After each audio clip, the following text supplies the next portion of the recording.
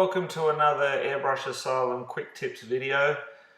This video was prompted by an email that we received from Shane asking us how we do mini dagger strokes. So I'm going to show you how we do dagger strokes in general, and then we're going to get into doing some smaller ones later in the video. So thanks for the email and the question, and I hope that this video helps.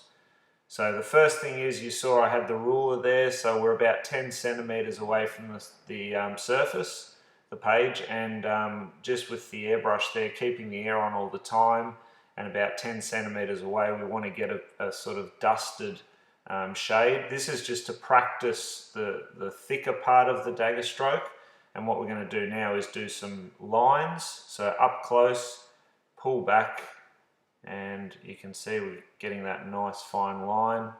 So the important thing is to keep the air on all the time, and I'm just using the trigger finger and I'm pulling back and moving consistently to get that line. When we do the dagger stroke, we'll need to run all three aspects of the airbrush, so the speed, the height and the paint flow will all vary as we do the one stroke. So this part is just, you can see there, that's the completed page, but this is a good exercise just to practice before you go to the next step and give the dagger stroke an actual go.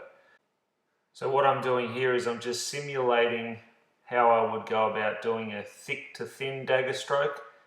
So you can see how I'm further away from the surface, and then I move in and I speed up through the stroke. So now I'm just simulating the thin to thick, which is what we're going to do on this page in a minute.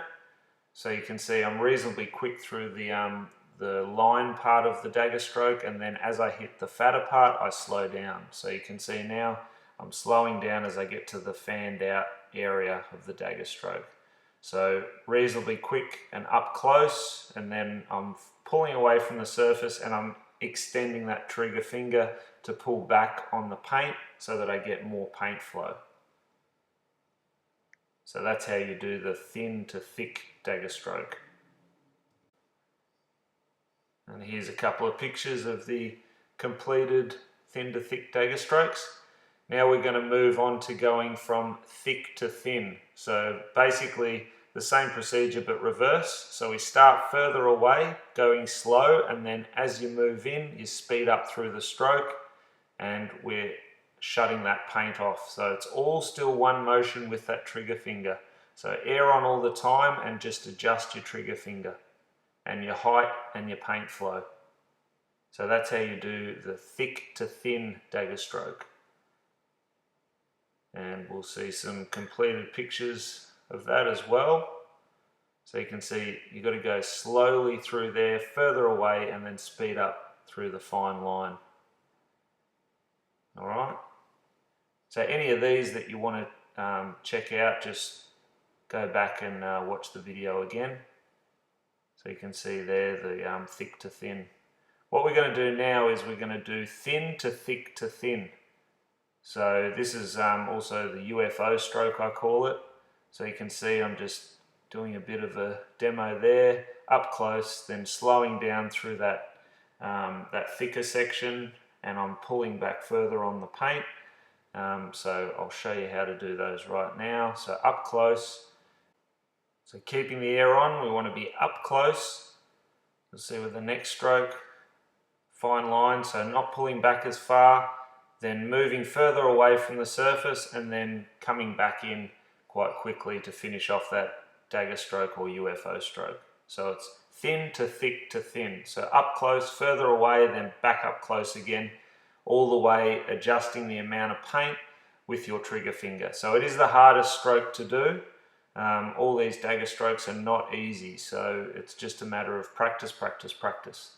Now what we're going to do is I'm just going to demo some smaller versions of the dagger stroke. So just bear with me. So you can see here I'm doing a tighter stroke, but I'm up further away and then just moving in closer, but still shutting that off, and that's giving me those tighter sort of dagger strokes.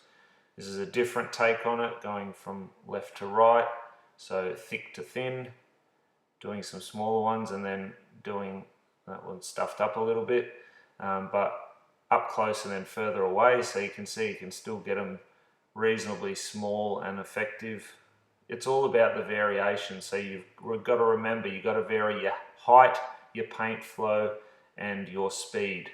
All right, so basically the smaller ones are virtually just a compressed version of the larger stroke that we showed you earlier. So practice the larger ones first and then go into doing the smaller ones. Okay, and you can even use it to do a quick little palm tree like this. It's always a good demo piece. So I'm really just from a distance and then just moving in. So if you need to, just pause this video and slow it down if you have to, just to exactly see how it's done. But I do hope that this has helped, and especially helped Shane. Thanks again for writing in and asking us a question, and we hope you enjoyed this video. Until next time, thanks for watching. If you enjoyed this video and you want to stay up to date with our latest videos, feel free to hit the subscribe button. Thank you.